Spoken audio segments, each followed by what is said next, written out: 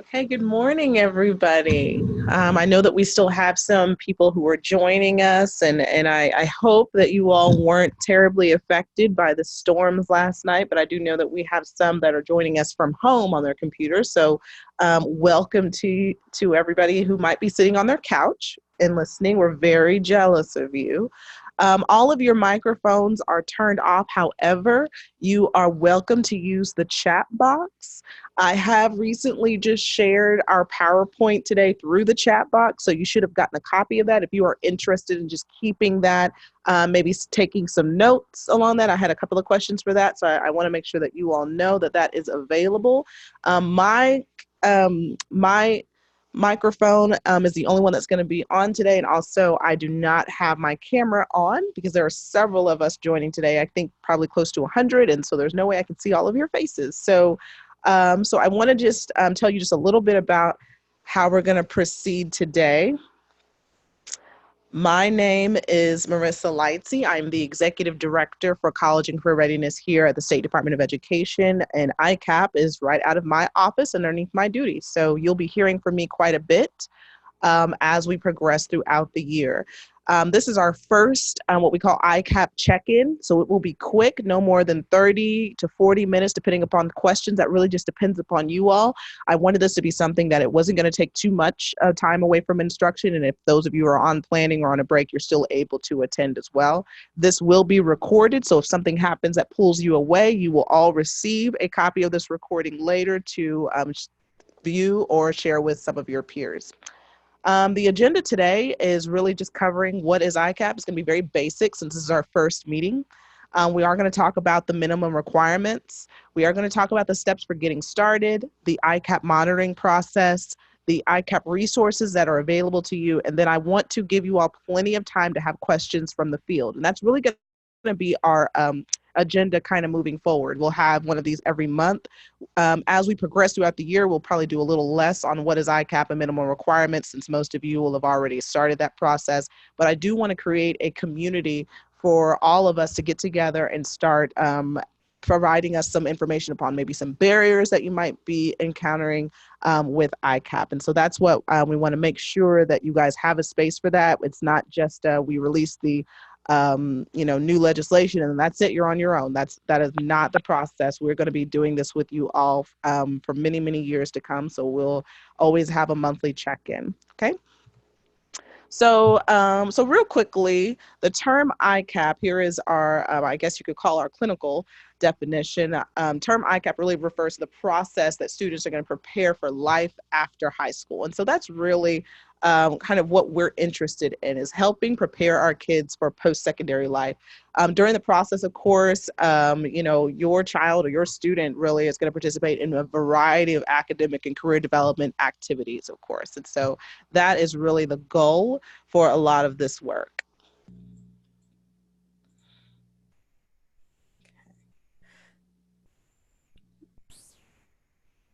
So we have a couple of just these quick bullet points if you're talking about just really the small pieces of ICAP. One thing that we want to make sure that we know is that this is not just another graduation checklist. This is really a career development process that a student's going to be going through.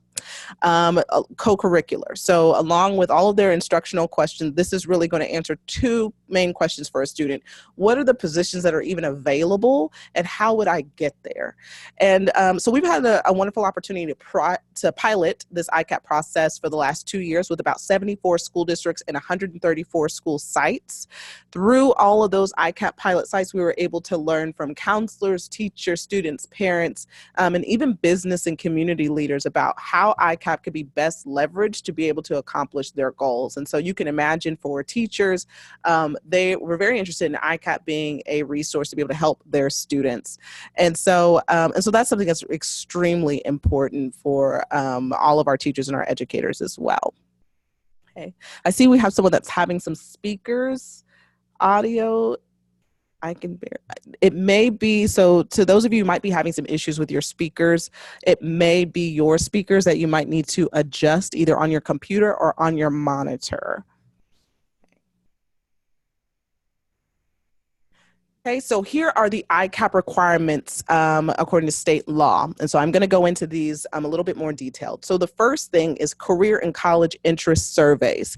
Each tool, and we'll talk about the tools that we're going to use here in a moment, that you have available to you free of charge, OK College Start or OK Career Guide, and we will show those in a moment.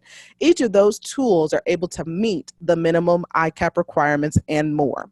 So each tool will have a variety of college and interest surveys for students. That's what we know is students need to start learning a little bit about themselves before they start making career decisions, okay? So that goes a little bit deeper into students merely answering a one answer question or kind of a, what are your plans after high school? Well, I'm going to go into the NFL or I'm going to go be an accountant. And they haven't really done any research about any of those careers. It's just kind of that one statement. And we hear a lot of that, and especially as adults, as we're asking and really generally trying to help students. This allows them to dig a little deeper into those questions, dig a little deeper into their interests, to start making the connection between their interests and the careers that are available. So they will do that every single year. They will take a college and career interest survey. So if you have your freshman right now, the first thing that they should be doing is logging into whatever online tool that you have and taking a career or college interest survey, okay? So the next thing is we're requiring written post-secondary and workforce goals. Okay, so there will also be a section in your online tool. And again, we'll show this in a moment, so don't panic if you don't have that view yet. There will also be a section for a student to include their workforce or career goals. So really digging into what is my goal this year. So after, according to my 9th grade self, I would like to be a business owner. I want to own my own business. That is my goal. How am I going to do that? I'm going to, maybe I'm going to job shadow a business owner. Maybe I'm going to interview a business owner. So it'll have some choices for them to choose from. So what are some steps that you are going to take in order to accomplish this goal? So again, forcing them to go a little bit deeper than just that one question answered. And again, this will be a section in the online tool they will complete. And then, of course, their progress towards those goals. So it allows them to say, okay, so what, again, are some things that you are going to do or some things you've already done to start making progress towards this particular goal, okay? And then, of course, on the third bullet here, intentional sequence of courses. There is a section called Education Plan in both of the online tools where students will be required to update the courses that they are taking or they enrolled in for this semester. So the next thing that your freshmen will be doing is they will go into the education plan and they will list just verbatim right off of their schedule. These are the courses I am enrolled in. So it allows for that student to start being held accountable for the courses that they're in, being able to remember and recall and start to make that connection. These are the courses I'm in. These are my career goals after high school. How do these things match? What are some things, what are some options that I might take maybe in my career tech center? What are some things, if I'm interested in being a business owner, are there any programs that I could be thinking about enrolling in as a freshman or even in the future that could help me accomplish my goal? Are there any concurrent enrollment courses that I perhaps need to be taking? Are there elective courses that I need to be taking? And so it allows them to start seeing all of their choices written down, because for a lot of our students, this is the first time they will have ever put together a goal or setting a goal process. And so we know this as SMART goals. We've probably done this process many a times. We may have done this with our students, but this is a 4-year SMART goal process. And so this allows for students to really start putting their pen to action. And then, of course, academic progress. In that same place where they will be listing their courses that they are enrolled in, they will then go back at the end of the semester and they will record the grades that they have received in those courses. And this came from recommendations from several of our educators, is that so many of our students, especially our counselors shared, have no idea or do not even remember the grades that they received in the previous year. They have no clue, and they don't know how it impacts a GPA. They don't know how to, what questions to ask, so they go to a counselor, they're interested in a scholarship senior year, and they can't remember all that they've taken. They just know that they're on track to graduate high school. And some scholarships may be specific or some, and so that's this is the process in which students will, again, be held accountable to start keeping track of the courses that they're taking and the grades they receive. So they will be able to see that, share that with teachers, share that with parents, and so they're able to start building some strategies. The fourth bullet here, where it says scores on college and career readiness assessments. This is a bullet that we wanted to include in the ICAP process, but we understand they're not going to be able to do that every year. That's including ASVAB, that's including the ACT, SAT, if they take AP courses. And so this is really just supposed to be a space where students will upload. So they still need to use that. We know for a fact that junior year after the ACT or SAT, there should be a score there. They should have had a score to include in that section. Some students will have more than others, depending upon how many other exams that they do take. And then the last bullet here, they must have an experience in in-service learning or work environment sometime during their ICAP, so at least one. And so that doesn't limit a kid to one. If they want to have more than one, that is completely up to them. But in order to complete their ICAP in graduating high school, meet their requirements, they must have at least one. And so experience in in-service learning could be a multitude of things. Particularly, most of your students probably won't participate in that until about junior or senior year. At least that's what we saw from our ICAP pilots. And that was because the most popular way that a student wanted to accomplish this was through an internship or a job shadow. And as you know, you may want to wait until your students are a little bit more mature, or maybe they're able to have their own vehicle to be able to participate in that as well. And so we will have an entire ICAP check-in meeting around that last bullet, because that is pretty it can be pretty, have lots of varieties of ways that you can accomplish that. And so I do want to give you all plenty of time for that. So I'm going to pause here. Questions for the requirements. I see one question. Will that include them working at a job as well? So it's a really good question. So the experience in in-service learning and work environment must be tied to their career goals. And so, if a student already has a part-time position, and say that's their job that they have, is there, what we don't want, and what you don't want either, is you don't want for students to say, well, my part-time job will just be fine, and I can say that that's work experience. Well, sure, you're probably learning some customer service, and you're probably doing some really, neat things, at your position. But is it tied to your actual career goal? Because that's the goal of the ICAP, not to just satisfy minimum requirements with some things that I may already be doing, but it's to connect with your career goal. Now, if your career goal is to go into management at that particular position, then you as a teacher or as a counselor will want to have something from that manager saying that that student is on track to participate in a management program, or they're on task doing something more than what they're already doing, working a register. The goal is to get your students to dream bigger, not to just satisfy the minimum requirements. And so that is the goal really for this process. Yeah. Any other questions? That's a really good one. And just so you know, we will be able to share the group chat, and we are recording this. So you guys will hear every single question as well as the group chat. And I'll try my best to repeat each question so we have that as well. What if the student has a career goal, but there is nothing available locally that will within that career path? Perfect. So if a student has a career goal, but they do not have anything around them locally that will help them with that career path. This is a great question, and a reason why we will have our own actual chat around work-based learning, because that really comes down to connecting with employers in your, really within our state. When we think about work-based learning or think about anything with in-service learning, we want to think about our state as a whole, not just your town or your community. Our business leaders across the state are hurting for individuals to be able to fill their positions. And they are desperate. And while we think about our town, or we think about our zip code or our county lines, they think very differently. They're just thinking about state lines. And some of them are thinking about national, recruitment as well. There is no interest in what zip code the students really come from. They just need workers. And so when we think about industry, we need to think about the state industry. And we need to start thinking about employers that we want to connect with, because it is very easy for them to be able to arrange a speaker to come from Oklahoma City to Atoka if I have a large group of students who is very much interested in my industry. Because again, those students are going to have to go through some post-secondary education anyway. And so that doesn't mean I need to build something in Atoka. That means I need to go to Atoka and I need to get those kids.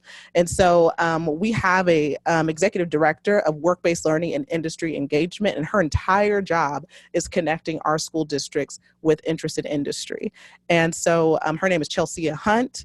I'm happy to share her information. And later today, we are going to show our website that will have some resources that she has actually put together. It's actually a toolkit that will have several resources for you to be able to strike up the conversation with industry. And so instead of thinking about what industry is around you, think about the talent that you have in your building and start thinking about ways that we connect with those industry leaders. And it doesn't matter for zip code. Zip code only matters to us because we're, of course, our students have so many hours within the day to travel, but our employers do not have those same rules or restrictions. So does having guest speakers from different career fields meet that requirement? And so I guess I'm assuming you're speaking of experience in in-service learning and work environment. That is a good question. I will table that for our executive director of work-based learning and industry engagement. But I will leave you with, it does appear we are looking for experience in in-service learning. And so we really want students to be able to touch and feel and experience that opportunity. But I will table that again for our speaker, and I will take that note as well. Thank you. Okay. I guess. And I think that's the same question here. I think you're experiencing that. So what type of documentation will the state require to keep us on their work experience? Perfect question. So I'm going to go to, we did talk about our pilots. I'm going to go to a couple of our online tools here. So, okay, I'm going to click here and hopefully, I'm going to make sure that you guys can see this. Please let me know if you are not able to see this. Someone type in the box and let me know. They can see, okay, perfect. Oops. Oh, good. So you're seeing me not be able to do this very well.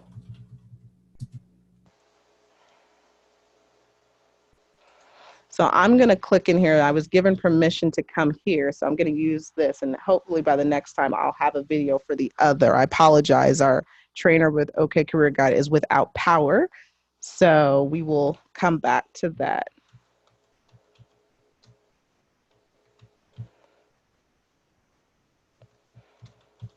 And so what I'm doing is I am logging into one of our free online tools, OK College Start, okay? And so what you're seeing here is the administrative account. So when I'm talking about that you will have access to one of the free online tools, you will be an administrator, correct? And so what you're seeing here is a variety of options: student groups, reports, resources, transcripts, and administration. And I won't go through this entire tool because they do have, and I will share that with you, some scheduled tool or trainings that you guys can attend if you have not done that as well already. But I am going to come here to reports. And so the question was, how do we show report of a student who has participated in a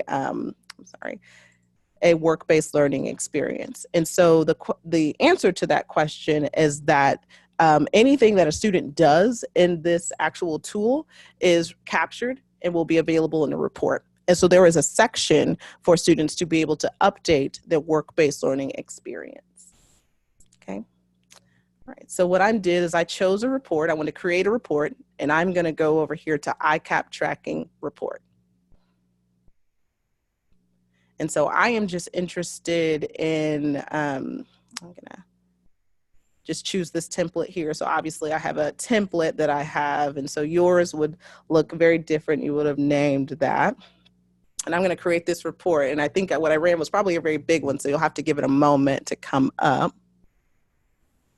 And I have a question from the field while that's pulling up. Is there an hour-week requirement for internships, or is it up to the local school to decide what they want the program to look like? So another really good question. For internships, there's actually 2 course codes connected to internships. So that's actually a class, but that is not the only way that a student could satisfy their work-based learning requirement for ICAP. But the internship is a course. And so that would be a course that you would design. And yes, that would be up to your school district. So again, here is a sample report, and again from OK College. I apologize for any of the OK Career Guide, but again, we are experiencing a little bit of technical difficulty since they are without power. But what you're seeing is just a quick view of an ICAP tracking report. You're seeing that there are a total of 23 activities that they've assigned to this ICAP. And so again, like I said, most of your online tools are going to provide you even more activities beyond the minimum requirements. That's not to scare you to say that that's all that's required here. But what you're seeing is they made sure to dump in everything so you'd have an opportunity to take a look. And so you have some of these interest profiles. These are your assessments that we were requiring a student to be able to take. So this is where they're learning about themselves. You see here where it says exploration and goals. That is where a student is putting their goals set in, so their actions. And so I'm going to click on this student here, this Justin Liu. And so if I want to see his individual profile, I could do that here. Now I'm going to come over here, and what you see is career planning, high school planning. So if I want to just dive into any of those pieces of his ICAP profile, I could do that. But I'm just going to show everything here on their template. So I'm going to show his ICAP template. And again, give me a moment. It's going to pull up here just a moment. Okay. And so this student started in the 6th grade with the ICAP process. Again, it is not required by law until the 9th grade, but we've had several school districts who have begun to do that earlier. I'm going to go all the way to 12th grade. A moment for that to pull up.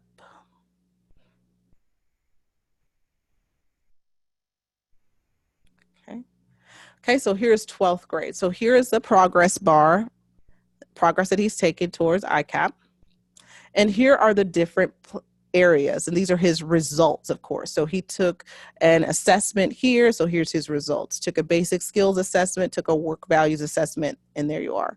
Here are his goals and actions. So this is where he would put all of his goals, and you would be able to see that right here.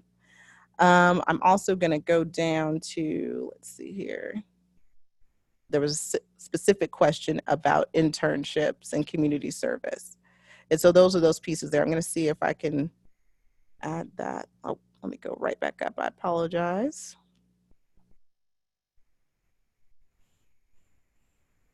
Okay. I'm going to click on this, and I'm sorry, give us a moment. Oops. There you go. Oops. I apologize. It looks like we're having some issues too here. I think all of us. This is Oklahoma for you. Okay. I'm going to try to find his.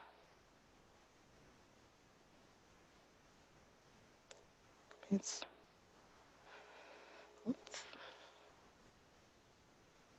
Oh, here we go. So here, this is a section where a student would be able to add any of their activities, so extracurricular activities, community service and service learning, and internships here. You, as a admin, would be able to add any comments here as well. Looks like that was a great experience for you, or if that was where you wanted to approve, you could put approve there. It's really up to you.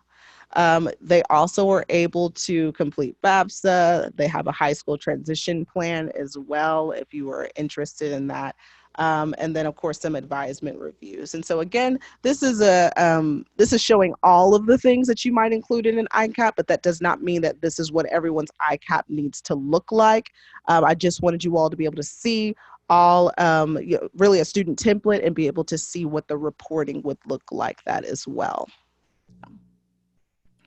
I think I have a couple questions, so I'm going to come over here to the questions. So what are all the ways beyond the internship class that students can fulfill the work-based learning requirement? So I'm going to try to go back to the PowerPoint. So I apologize if it does not. Uh-oh. There we go. Okay. So I'm going to try to, here we go. Hopefully it will allow you. Please let me know if you can't see this. We should be looking at OK Edge website. Is everybody able to see it? Excellent. Okay. And I do have a question for OK Career Guide. I'm sorry if you just joined us. We are having some trouble with their trainer. Were without power, so I did not get to get their online credentials to do that. But I do have videos to be able to share that with you guys as well. They'll be able to show you probably better than I can, and I'll show you where to get that. So we are on the website okedge.com. This is our career planning website. So we have several questions about work-based learning. So I'm going to go here and I'm going to go to business and community, business and education partnership guides. So right here, you'll have several toolkit opportunities as well as a glossary of terms. These are several partnership calendars. So for those of you that are thinking about, okay, how do I connect with business leaders to create these opportunities? You will have some options here. Here is a work sample reflection sheet. So this is so to answer a previous question, how do you keep track of a student who has participated in work-based learning? Here you are. So here is, if you have a student who is interested in engineering, and this is the career pathway they're interested in, this is what they would include here. You see their grade level.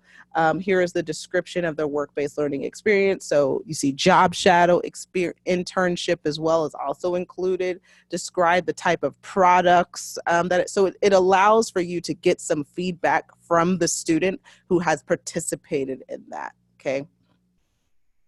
So how does your work samples demonstrate development of a selected employability skill? So these are some things that a student would be able to ask an employer if they were interested in do that. So if that's one way that you want a student to participate in that, you want to have some documentation of that, you could do that here using this work sample reflection sheet, okay? Let's see, I'm gonna go down.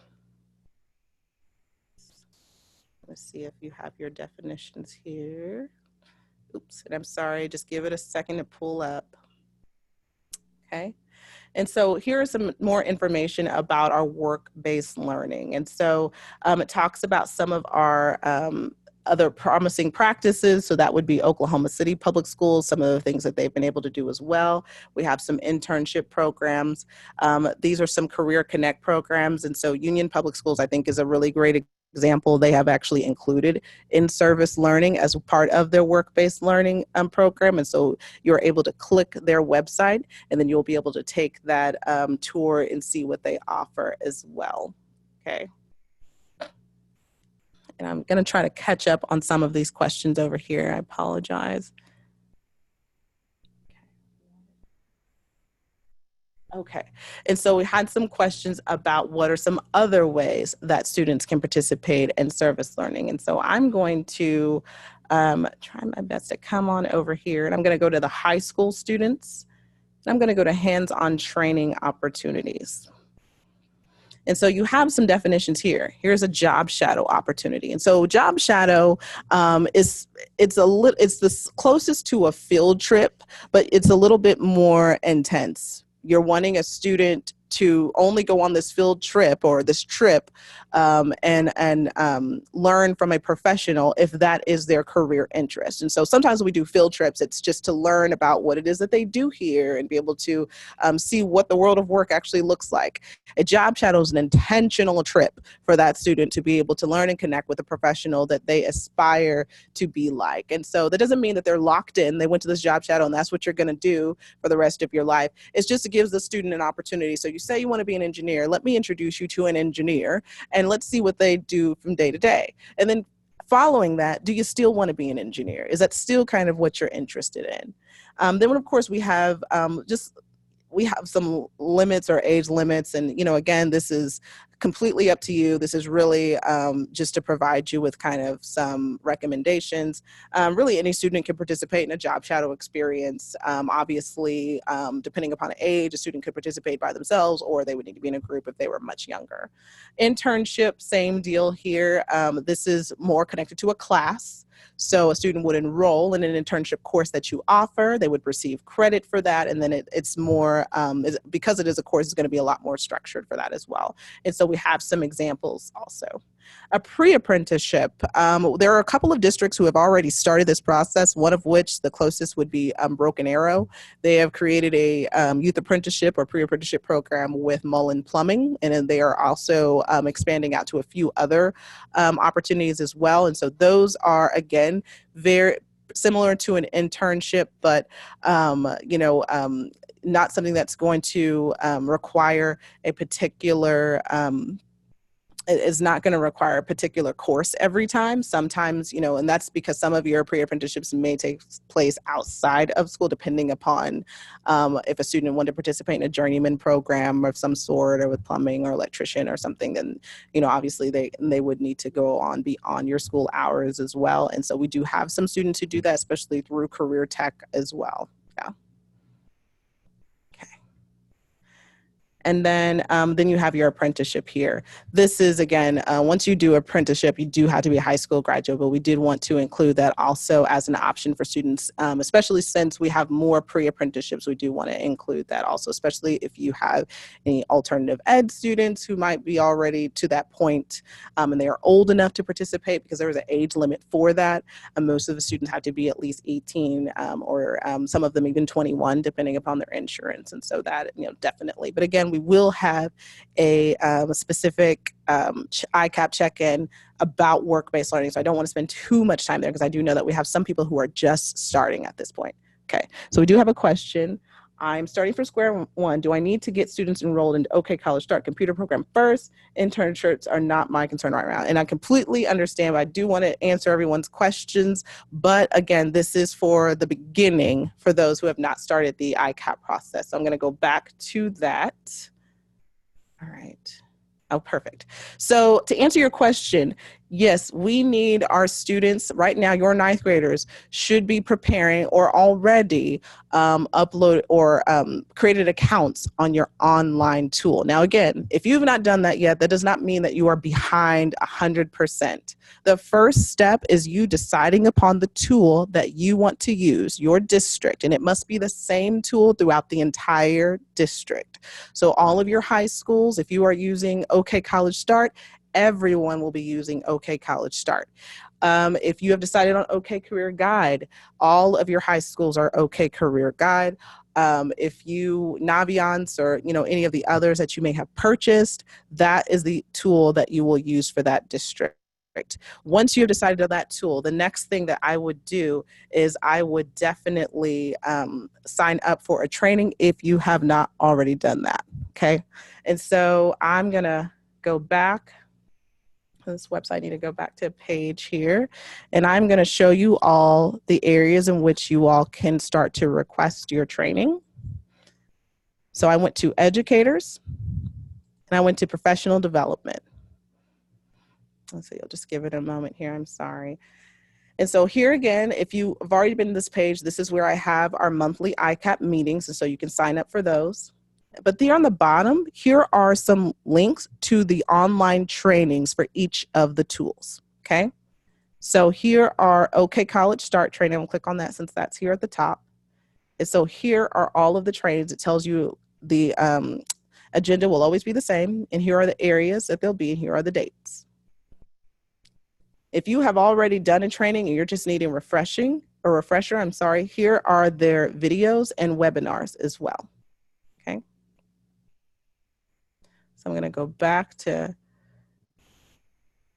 OK Career Guide. Sorry. And so OK Career Guide, they also have upcoming trainings. So you would click here, and they have what's called Guidance Fest. So those of you who may already be aware of that. And so their first one, October the 1st.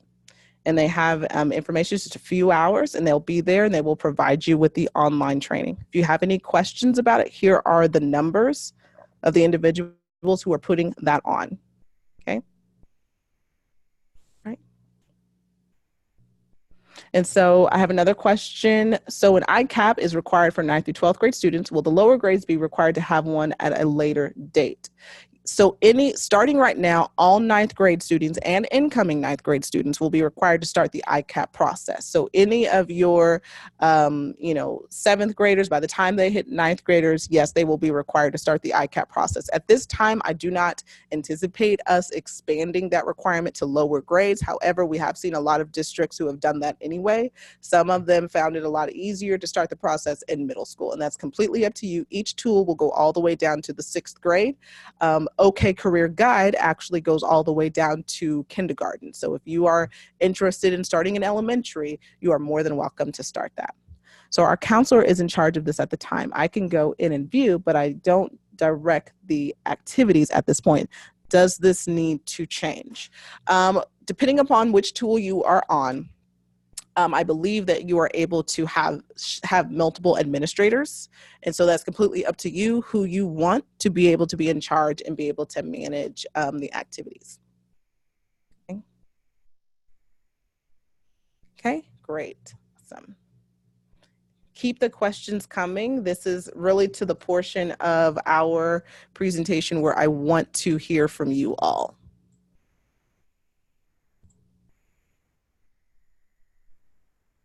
And if you have to leave, you're welcome to step out. Again, you're not going to miss anything. I will be sharing a recorded version with you guys.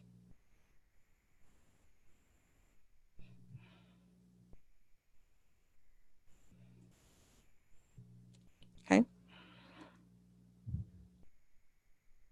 Okay. Regarding internships, these could be multiple experiences in a year if one single employer didn't have enough work for a student. Okay, I'm going to repeat that. Could these be multiple experiences in a year if one single employer didn't have enough work for a student? Perfect. So great question. Yes, so it will be completely up to you and that employer on how the student's experience as an intern will go. And so that employer and you, of course, it's going to be a lot of work between you and the school, before you send a student out to intern, of course, right? So that employer may have multiple projects for that student, but they have things that they want that student to learn. And so as long as that meets your requirements for your course and that satisfies that, of course, you want your kids to learn something, you don't want them to go and hang out, and we get that, then that is completely up to you. You have complete freedom on how you design that course. But we do have some guidance on the website that you are welcome to use. Yeah. Great. Oh, great. And we have Teresa with us. Awesome. So she has her contact information there. And I am also going to share AJ Crowell. He is with the OK Career Guide team. I will share that with you all afterwards. Everybody who has signed up today, I will be following up with an email with multiple resources that we talked about. You all should have received the PowerPoint, but I will also attach the PowerPoint. And then as soon as we have this recorded, you guys will have access to this as well. I'm just going to add that to the same website. And so, so that's the end of mine. I am going to go back to the website because I do want you guys to be able to look at a couple of opportunities for professional development. We already showed some things from OK Career Guide and OK College Start, but we also have our upcoming Student Success Summit. That is October the 7th. I will tell you that if you have not registered yet, please do so. Register your team if you're able to attend. That's on a Monday. It will be from 8 to 3. Registration will begin from 8 to 8:45, and then we will start at 9 o'clock. And so we will have Dr. Chan Hellman, who will be discussing the connection between hope and ICAP and resilience. And so it's a very powerful session that will be able to talk about how we are making sure that we are meeting your students' basic needs before we even start the ICAP conversation, because we know that there are a lot of students who just are not there yet. And so we'll have lots of resources about that. We will also have individual sessions about all of the components of ICAP. You will hear about individuals talking about ways to help students who are in foster care, all the way to helping students who are interested in concurrent enrollment, as well as creating a master schedule. And so you will be able to hear from several experts in the field. I think we'll have a total of 24 or 25 sessions that will end the day. And so I encourage you guys to come check it out. Registration is open. Of course, it is free. Share that with your team members if they have not had a chance. Okay. Perfect. Okay, so I have another question from Chris. So can you touch again on the academic progress element and what it means? Perfect. So the academic progress, that means that in that online tool, you will be able to, a student will be able to update the grades that they have received. And so we want students to be able to see a moving transcript, if you will, live in front of them. So no more, I can't remember what grades I received in ninth grade. I don't remember what I got in that class, or I don't remember what I got here. So students will be able to see that progress and start to see how it impacts. They will then have an opportunity to have some conversations with their teachers and be able to have some conversations with their counselors and with their parents about, how I've progressed. Have I done better in these courses? Am I making the connection between these courses and the career goals that I have? Or I see that, man, English really comes easy to me, and I'm really interested in a career in journalism or even marketing. Who knew that these two were connected? I would have never thought about that. So it just allows for students to have some multiple aha moments within that. And of course, everything is secure that they do add here, so you don't have to worry about others getting that information. How many hours per week does an internship need to have received credit for post-secondary sections on the report card? I believe that a student who's completing that internship course, that's what's included in your post-secondary opportunity, in your report card, I'm sorry. So they are grabbing the data for those that are enrolled and have completed that course. So I don't know that that is connected so much to hours. I think it's really the courses. What might an internship look like for different levels of IEP? So great question. I am going to come here again. So really a lot of your questions can be answered right here in this education tab. So this is where we'll spend a lot of our time. Implementing ICAP. And so we have an IEP and ICAP comparison here. But I will also share with you all the contact information for several of our team members in our special education departments, one of which being Lori Chestnut. She will have several resources for you to really think about that process. But right here, just to start the conversations, because sometimes we don't know what questions to ask yet, she does have an ICAP IEP comparison here as well. Okay. And so as far as the different levels and how that goes with your internship opportunities, remember that an internship, is completely up to you how you design your course. Some internships, because of just local or areas, I guess, or proximity, some schools have been working with employers to do what they call project-based internships. And so recognizing that our world is moving more towards project-based work, and we have various, telecommuted employers or employees, students have to be held accountable, of course. That's an ethics thing as well. Is how do I manage my project, manage my time? How am I honest? How am I making sure that I'm meeting those requirements? And so students would enroll in an internship course, and they would be assigned a particular employee project, and they are working on that project, and they are checking in with that employer on a regular basis. And so it allows for them to participate in that without having to really leave their particular classroom as well. And so I believe you will have resources here on your business and community. You have your internships and externships here. So here's your your internship, frequently asked questions. And then here's some additional resources as well as some internship programs from different schools. And again, that is that OK Edge website. You can find anything from business and community or in educators. So really just depending upon what you're interested in. Is the internship paid or position or unpaid? If she is getting paid. So students are not allowed to be paid during instructional hours. However, we have had several students who have interned at a company, and then once they stay, like say they intern for an hour during school days, but they actually intern for 2 or 3 hours that day. So the hours after school, she is paid for those hours. And so we've had some school districts who have been able to put it that way as well. And so that's, again, would be between you and your employer.